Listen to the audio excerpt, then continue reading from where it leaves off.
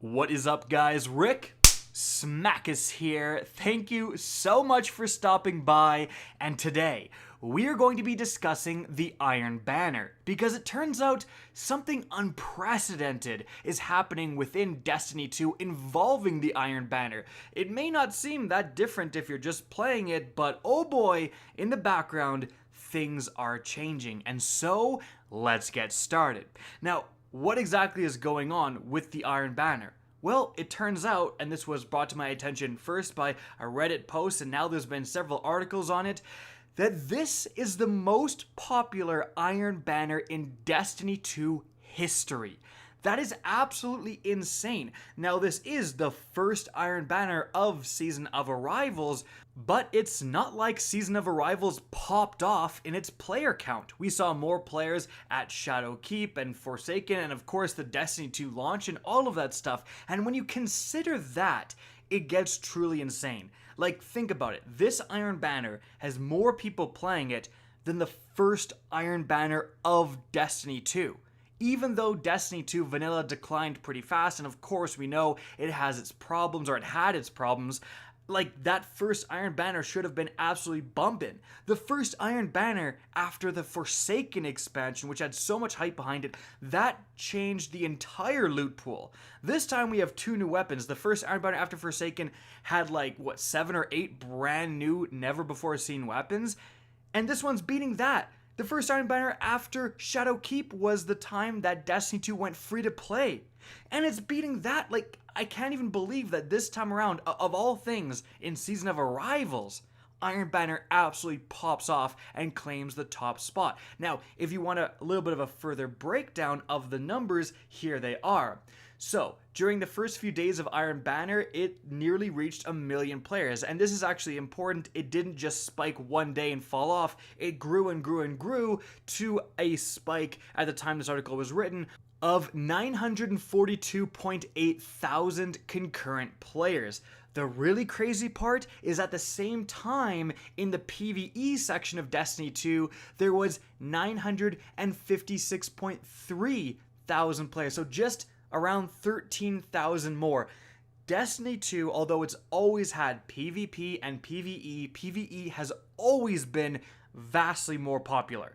And they have never switched places. Like, even in Destiny 1, PvE has always been the absolute dominant part of the game in terms of where the player base spends most of their time. Now, that's not saying that PvP doesn't pop off, but the fact that for the first time ever they were this close. There were only 13,000 players. So if 13,000 more players had randomly logged on and the PvP had surpassed PvE, again, we've never seen that in Destiny 2. That would have been absolutely absurd, and they came really close to achieving that. So it's very clear something is going on. This is unprecedented to be getting these numbers. So why? Why is Iron Banner popping off so hard? Well, like I mentioned earlier, there was 2 quote-unquote new weapons added. Of course, they are reprisals of Year 1 Iron Banner weapons, but completely new perk layout, completely new perk pool with new roles. They're pretty much new weapons. For the vast majority of players who didn't play back then, they are new weapons. Now, are these 2 weapons absolutely dominating the game and everyone is rushing on to get them? Not necessarily. The Sidearm is pretty decent. I actually enjoy using it, but it's not like Suro's Sidearm is really going to attract that much attention. It's not so powerful that everyone's going to be logging on to get that. Now, as for the auto rifle, it's a little bit different because 600 RPM autos are very popular, but again, it's not like this weapon is completely broken or anything. In fact, there's been a lot of people saying that this weapon isn't that good, mainly citing the muzzle flash. I disagree. I think it's a fantastic weapon, but it's not like my videos saying that have gone viral or anything, so there's even debate within the community over whether this auto rifle is even that cracked. So the 2 new weapons, although of course they're a motivating factor for people to go and get, are 2 new weapons that aren't breaking the game, that aren't necessarily completely meta-defining. Are those really the driving factor behind record-breaking numbers? I don't think so. They've certainly contributed, but there's got to be another factor. And there is another factor. Due to an update only this season, with Season of Arrivals, Bungie removed skill-based matchmaking from the majority of PvP playlists, including Iron Banner.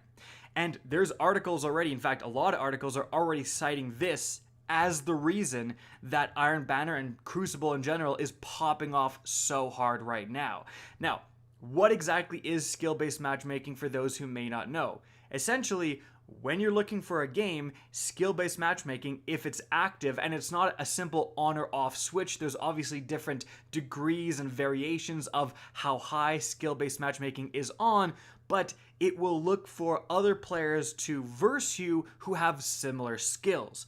Now, the problems with skill-based matchmaking is that if you are a more hardcore player, if you're frankly average or above, you'll find a lot of matches are very sweaty. One after the other, it always comes down to the wire. But more so than that, the main complaint about skill-based matchmaking is that because it's looking for players with similar skill, it will, and it did before this update, match people with players from other continents, from other sides of the world, and so you're gonna have a similar skilled opponent, but they may have a massive connection advantage over you. Like, it's not really a pitched battle to see who's better if one player's shots aren't even connecting, right? And so that caused a lot of strife as well. However, of course, the good side of skill-based matchmaking is that if you're a brand new player, like you just picked up the game, or you're a lesser skilled player, you're not going to get rolled every single time. You can go into the Crucible, you can have an environment where you can actually learn and grow and hopefully get better at the game. Whereas, if you just go in and get beat every single time, you don't get any kills, or you get one kill game after game after game, are you really going to learn and grow from that experience? Probably not. And frankly, the hard truth that a lot of people don't want to admit is that there's not one right answer. If you're out there saying skill-based matchmaking has no place, it should not be in the game in any capacity, I think you're wrong. But if you're also saying that skill-based matchmaking should be in every single game mode, cranked up as high as it can, you're also very wrong. There is a middle ground. Skill-based matchmaking can be dialed to be more hardcore, less hardcore, and it's about finding the right balance that makes the majority of players happy. And there's this huge debate behind skill-based matchmaking. Guys, there was tons of Reddit posts and tons of comments I saw from people saying that this was the worst Iron Banner ever. It's all sweaty 6 stacks. Why did Bungie remove skill-based matchmaking? This is the worst Iron Banner I've ever played.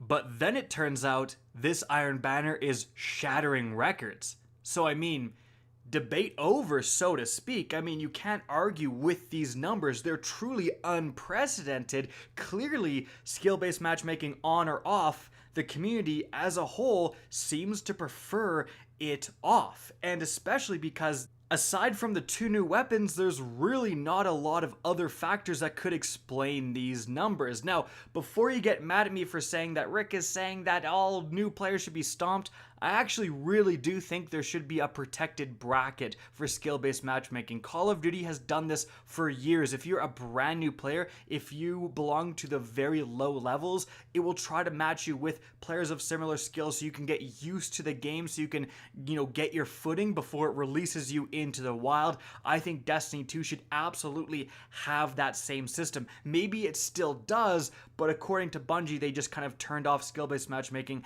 as a whole. But the fact of the matter is that players are realizing what has been said about skill-based matchmaking for years, and that is, if you're just an average player, you are probably not going to get stomped every single game, because the majority of players are also average. With no skill-based matchmaking, you're going to get stomped as often as you're going to stomp other people, again, if you're just of average skill. Now, of course, this most benefits the talented players. They just get to form a 6 stack and roll over people. And that's not exactly fun, but I've also seen quite a lot of comments from people saying, I don't mind getting mercied. Like, a lot of people are looking at this and going, look, I want loot, I want tokens, and if I'm in and out of a game in 2 minutes from getting mercied and I get 3 tokens, that sure as heck beats a super sweaty match going to time and I only get 5 tokens if I win. Or I spend way more time in the match, barely lose, and still only get 3 tokens. I can complete 2 to 3 mercied matches, get way more tokens in that same time frame. So a lot of people are looking at it from like a practical sense and saying, look, if the game's over fast, that's in my benefit. Especially when the Iron Banner reward system is as, frankly, ancient as it is. I mean, we have like the classic turn in tokens, get a random piece of loot, which no one really wants. Like, for goodness sakes, Bungie, is it that hard to put in weapons or armor engram choice whenever you rank up Lord Saladin? So if you want the armor set, you click armor, you're gonna get an armor. If you want weapons, you click weapons, you're gonna get a weapon. Like, that was back in Destiny 1, that was a thing. Why is that not a thing? It's super frustrating to try to get the 2 new weapons when there's such a bloated loot pool. Like, it can be very frustrating to farm. But again, that's, I think, why people are okay. A lot of people are okay with getting mercies and just getting in and out of those matches because they're ranking up Lord Saladin faster with all those extra tokens. And man, I mean, it really makes you think, what if Bungie had removed this earlier? I mean, there was huge issues within Destiny 2 with queue times and terrible connections and all that stuff. Were those all a symptom of too strict skill-based matchmaking? They finally removed it and now Crucible's absolutely popping off. Could this have happened, years earlier? It really brings a lot of things into question. But this also brings up some concerns, like to those of you advocating for skill-based matchmaking, you haven't necessarily been proven 100% wrong. Players may be enjoying it right now, but may get sick of getting 6-stack rolled all the time, right? And then the next Iron Banner rolls around and we have less than amazing numbers. It's really going to be interesting to see how this plays out. And I think there's a lot of other games, and I'm thinking Call of Duty especially. Call of Duty Modern Warfare has a ton of skill-based matchmaking, and the player base has been rallying against it for the entirety of its lifespan pretty much, but the developers keep it in because they feel like it helps the more casual player, which Call of Duty has a lot of. But are they going to now look to Destiny 2 and go, wait a minute, they're breaking records when they removed it? Like, this could change a lot of other games, especially if these numbers stay up. Is this a one and off thing, or is this now the new normal for Destiny 2 PvP?